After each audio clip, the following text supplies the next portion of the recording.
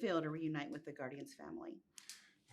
It's to be able to reunite with the Guardians. It feels amazing. This is the third and final installment of a trilogy that's been life changing to all of us. So we're really just trying to savor it and take it in. It's felt great. What would you say is the tone of Guardians of the Galaxy Volume 3? Um, the tone of Volume Three is similar to one and to two. It's irreverent, uh, grand, emotional, spectacular, colorful, vibrant, strange.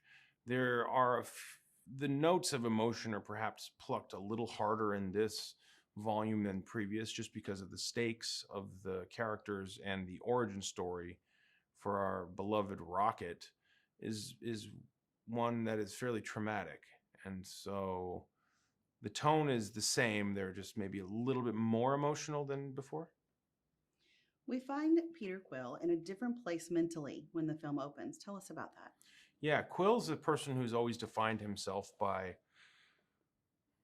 well, ever since Guardians 1, has defined himself by being the leader of this band of misfits, and Guardians 2 defines himself again by having been raised by Yondu.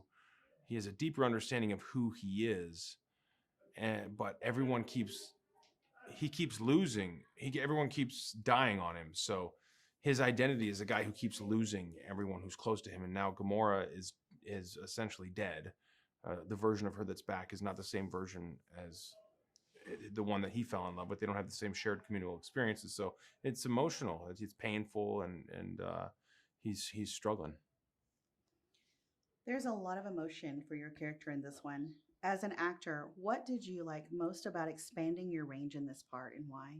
Well, I think as a person who's in the business of creating a performance or art, you're always desperate to test yourself and to expand your abilities. And I had the opportunity to do that on this in regards to the emotions surrounding Gamora and Rocket.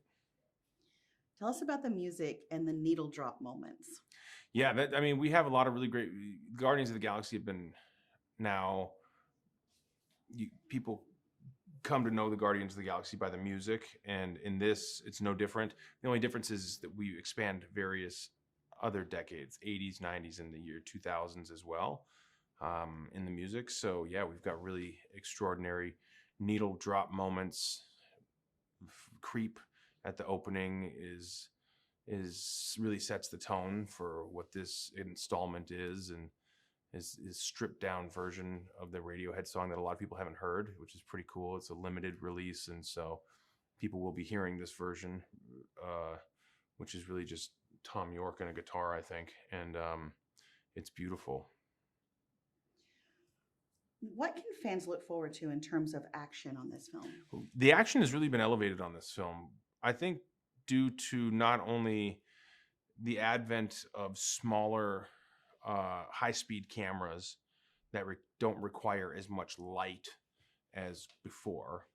Uh, we've been able to, or James has been able to construct these action sequences and stitch together what appear to be long one shots, but while simultaneously going in and out of various shutter speeds. So it goes slow motion into really fast motion into ultra slow motion, like 1500 frame a second. Before, if you ever to do something that high speed, you would need a phantom camera and you would need a ton of light.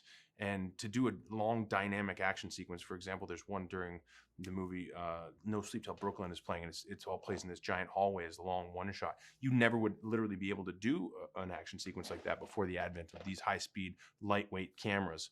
And combining that with the levels of animation that are put into it, it's unprecedented. So it's really groundbreaking, and I feel like I'm so proud of it. It's incredible. What has it meant to you to work with James Gunn on this trilogy? Oh man, James is the best. He's a really great dude. He's super funny. We have the same love language of, dark humor and cutting each other down. It's kind of it seems counterintuitive, but it's a way like we show each other that we love each other is to basically give each other free reign to be as funny and mean as possible. That's maybe it's a Midwest thing, but it's meant the world. Spoke at his wedding, and I cared deeply about him as a person outside of just his relationship to me as a director to an actor. We're friends, and it's been incredible. It's been incredible 10 years. I know I'll have him in my life forever, but the days of him directing me may be over, and so that in that regard, it's kind of sad. What do you hope audiences will experience when they watch Guardians of the Galaxy Volume 3? I hope that the audience's experience was the same to mine in watching the film, because I am in the film, but I also am a fan of these films. And that is to feel as though they've been taken on a complete journey, that we never cheapened the original titles, that we honor the first two volumes, that we naturally allow it to grow, that we weren't cynically making decisions based on the longevity of the franchise with an eye on the business of like, oh, we better keep these around so we can do a bunch more episodes. This feels final, and I think that is less and less. That happens less and less when industry and art merge, like it does in big business Hollywood with these multi-million-dollar movies, billion-dollar franchises. It's pretty rare that people are willing to let them end in the way that best suits the story, not the way that best suits the business model. And because of that, you get to see really fresh, compelling, inventive storytelling, and I hope audiences appreciate that.